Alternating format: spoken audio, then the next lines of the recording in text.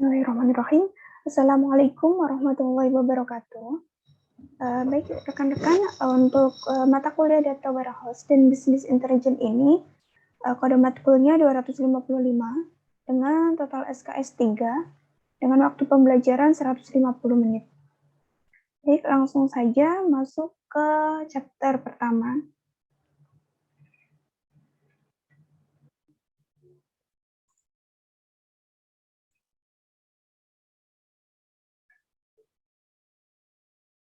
Nah, sebelum masuk ke chapter pertama atau pertemuan pertama, saya akan membahas mengenai pokok bahasan yang akan kita bahas dari pertemuan ke-1 hingga ke-16. Pertemuan pertama kita nanti akan bahas mengenai business intelligence, kemudian pertemuan kedua mengenai data warehouse, pertemuan ketiga mengenai business performance management, pertemuan keempat mengenai business performance management methodology, kemudian kelima pengantar data mining, kemudian keenam metode learning algoritma data mining, kemudian yang ketujuh kita akan review dan quiz, yang kedelapan ada UTS, kemudian yang kesembilan ada studi kasus, pertemuan ke-10 sampai 15 ada presentasi tugas kelompok, dan pertemuan ke-16 UAS. Nah, untuk rencana pembelajaran, kita akan membentuk kelompok maksimal 4 orang, yang mana kita akan menggunakan tools yaitu RapidMiner dengan menggunakan salah satu metode data mining. Dengan tugas kelompok berupa makalah dan PowerPoint yang dipresentasikan mulai pertemuan ke-10. Selanjutnya, untuk pertemuan terakhir nanti akan mengumpulkan draft artikel ilmiah dan nilai proyek presentasi akan dinilai secara kelompok, baik itu melalui keaktifan juga nilai penguasaan materi. Sekarang masuk ke chapter pertama atau pertemuan pertama, kita akan bahas mengenai business intelligence. Apa itu business intelligence? Atau sering kita sebut BI, di mana BI itu adalah istilah umum yang menggabungkan arsitektur alat, basis data, analisis, aplikasi, dan metodologi. Seperti pada DSS atau Decision Support System, BI ini merupakan ekspresi bebas dari konten yang berbeda untuk orang yang berbeda. Jadi, kita bisa menggunakan DSS itu seperti kita menggunakan BI. Jadi, kita bebas menggunakan metode apapun untuk menyelesaikan suatu permasalahan. Kemudian tujuan utama dari BI itu adalah untuk memungkinkan akses mudah ke data, untuk memberikan manajer bisnis dengan kemampuan untuk melakukan analisis. Jadi melalui BI ini kita bisa melakukan analisis. Kemudian BI juga membantu mengubah data menjadi informasi, sehingga akhirnya dapat diperoleh suatu keputusan. Nah, kita akan belajar mengenai apa itu BI, juga sejarah BI, di mana istilah BI ini diciptakan oleh Gartner Group pada pertengahan tahun 1900-an dengan konsep yang jauh lebih tua. Untuk tahun 1970-an, kita mengenal pelaporan MIS, yaitu pelaporan statis maupun berkala. Kemudian di tahun 1980-an sudah mulai menggunakan sistem informasi eksekutif. Kemudian 1990-an kita sudah menggunakan OLAP, dinamis, multidimensi, pelaporan ad hoc, juga penggabungan istilah BI. Kemudian tahun 2005-an itu adanya inklusi kemampuan penambangan AI dan data, teks, portal, maupun dashboard berbasis web. Kemudian untuk tahun 2010-an ini masih belum ada infonya. Kemudian untuk evolusi kemampuan BI, di mana business intelligence ini bisa kita buat dalam bentuk portal, broadcasting tools, predictive analytics, data dan text mining juga lain sebagainya. Jadi banyak kemampuan dari BI yang bisa kita gunakan untuk memecahkan suatu masalah. Selanjutnya mengenai arsitektur dari BI, di mana sistem BI ini memiliki 4 komponen utama, yaitu data warehouse, yang merupakan data sumbernya, kemudian bisnis analitik, yang merupakan alat untuk memanipulasi atau menganalisis dari data warehouse itu sendiri, kemudian BPM atau Business Performance Management, itu untuk menganalisis kinerja, kemudian user interface dalam hal ini dapat berbentuk dashboard. Nah, ini merupakan arsitektur BI, di mana data source atau sumber data ini dapat dibangun menjadi gudang data oleh technical staff. Jadi di sini kegiatannya ada organizing, summarizing, standardizing. Kemudian bisa diperoleh data warehouse, yaitu gudang data. Selanjutnya business user itu dapat mengakses data warehouse. Kemudian untuk manipulasi dan result itu bisa dilakukan oleh manajer atau eksekutif. Untuk pembangunan gudang data atau pembangunan data warehouse ini termasuk pada data warehouse environment. Kemudian untuk pengaksesan ini termasuk kegiatan business analytic environment. Kemudian untuk BPM strategi ini termasuk performance dan strategi. Kemudian untuk user interface-nya bisa dalam bentuk browser, portal maupun dashboard. Oke, kita akan mengetahui lebih lanjut mengenai komponen arsitektur BI, di mana data warehouse adalah gudang besar data historis yang terorganisir dengan baik. Business Analytic ini adalah alat yang memungkinkan transformasi data menjadi informasi. Jadi, dalam Business Analytic kita bisa mengubah data menjadi suatu informasi. Selanjutnya mengenai BPM, itu memungkinkan pemantauan atau pengukuran serta membandingkan indikator kinerja utama. Selanjutnya user interface itu yang tadi kita bahas bisa dalam bentuk web, browser, portal maupun dashboard yang memungkinkan akses dan manipulasi komponen BI lainnya dengan mudah. Selanjutnya model BI. Yang pertama ada mikrostrategi, di mana Core itu membedakan 5 gaya BI dan menawarkan alat untuk masing-masing. Dengan kegiatan berupa pengiriman laporan dan peringatan, pelaporan perusahaan ini menggunakan dashboard dan kartu skor, kemudian analisis kubus yang kita kenal sebagai analisis slice and do, kemudian permintaan ad hoc, statik, dan penggalian data. Untuk ad hoc sendiri merupakan alat analisis yang termasuk dalam BI Tools yang didesain untuk memungkinkan penggunanya untuk menemukan informasi bisnis tanpa bantuan teknis dari organisasi BI. Selanjutnya untuk keunggulan dari BI, itu adanya kemampuan untuk memberikan informasi yang akurat, serta termasuk di dalamnya pandangan waktu yang nyata dari kinerja perusahaan dan bagian-bagiannya. Kemudian sebuah survei dari Thomson tahun 2004, kemudian adanya pelaporan yang lebih cepat, lebih akurat, itu sekitar 80%, 81% maksud saya.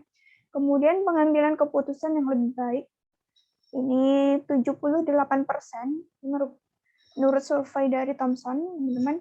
Kemudian peningkatan layanan pelanggan ini 56%, kemudian peningkatan pendapatan sekitar 49%.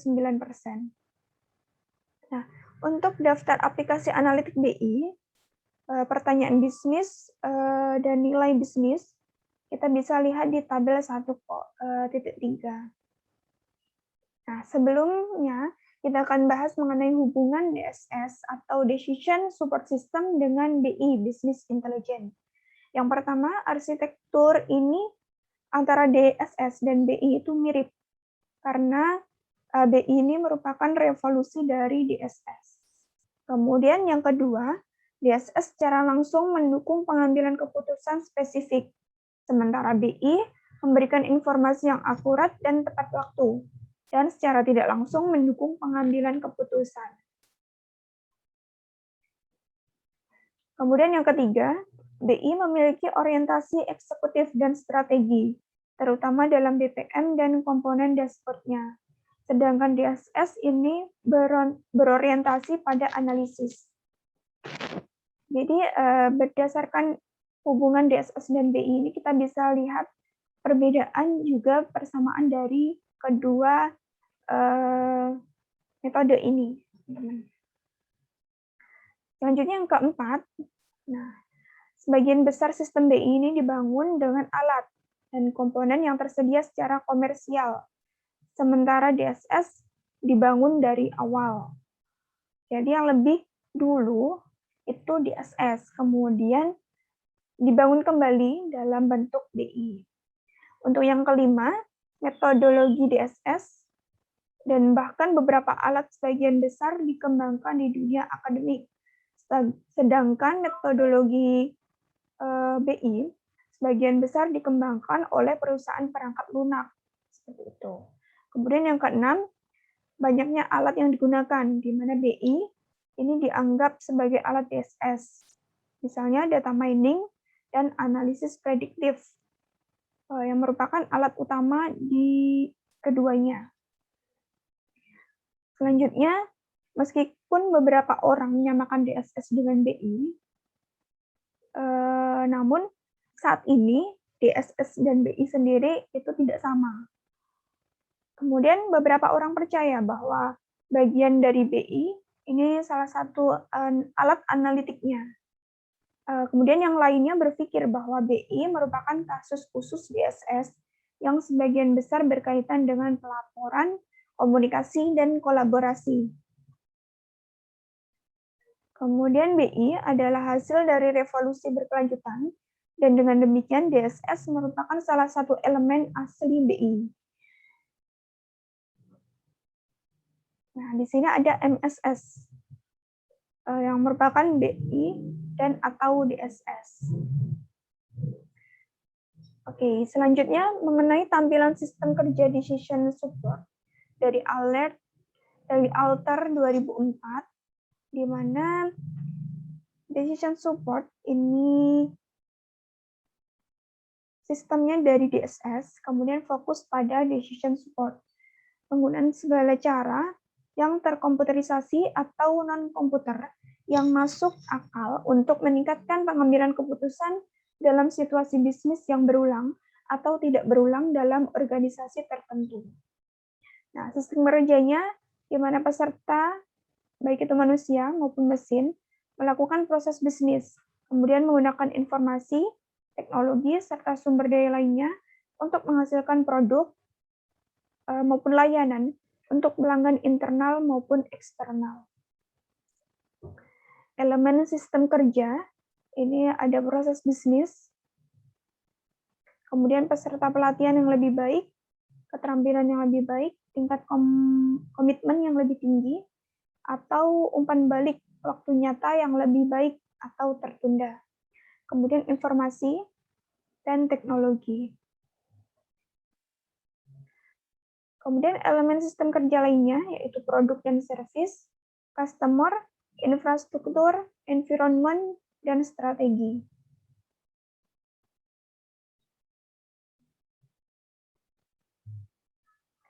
Selanjutnya, kategori alat utama untuk MSS, di mana untuk tools kategori ada beberapa.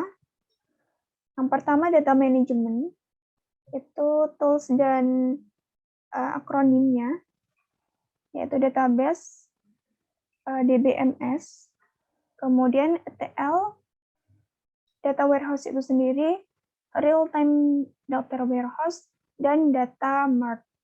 Kemudian untuk report status tracking, itu ada OLAP dan Executive Information System. Kemudian untuk visualisasi, ada Geographical Information System, Dashboard, Information Portal, Multidimensional Presentation. Kemudian business analytics, tools-nya ada optimization, web analytics, data mining, web mining, dan text mining. Kemudian untuk kategori strategi dan performance management, tools-nya ada BPM, CPM, BAM, dan dashboard and scorecard. Kemudian untuk communication dan collaboration, tools-nya ada GDSS, GSS, dan Collaborative Information Portal and System. Untuk social networking, knowledge management, tools-nya ada Web 2.0, Expert Location System, Knowledge Management System. Kemudian untuk intelligence system, ada Expert System, Artificial Neural Network, ANN, Fuzzy Logic, Genetic Algorithm, dan Intelligent Agent. Kemudian untuk Enterprise System, ada ERP, CRM, dan SCM. Oke, sekarang masuk ke sistem pendukung hibrida yang terintegrasi. Di mana tujuan ini terlepas dari nama atau sifatnya ya, teman-teman, yaitu untuk membantu manajemen dalam memecahkan masalah manajerial atau organisasi, sehingga lebih cepat dan lebih baik daripada tanpa komputer. Kemudian untuk setiap jenis alat memiliki kemampuan dan keterbatasan tertentu dengan mengintegrasikan beberapa alat untuk meningkatkan dukungan keputusan, karena suatu alat dapat memberikan keuntungan di mana yang lain lemah. Jadi untuk setiap alat yang memiliki kemampuan, ini dapat meningkatkan dukungan keputusan. Kemudian, oleh karena itu, tren menuju pengembangan support system itu harus terintegrasi. Oke, selanjutnya mengenai sistem pendukung hibrida. Ini jenis integrasi. Kemudian setiap alat secara independen itu untuk menyelesaikan berbagai aspek masalah. Kemudian kita dapat gunakan beberapa alat, terutama melibatkan transfer data dari suatu alat ke alat lain untuk diproses lebih lanjut. Kemudian untuk beberapa alat yang terintegrasi erat, dari sudut pandang pengguna, alat ini muncul sebagai sistem terpadu. Kemudian selain melakukan tugas yang berbeda dalam proses penyelesaian masalah, alat juga dapat saling mendukung. Oke. Untuk latihan soal, teman-teman ada 10 soal, teman-teman bisa coba kerjakan.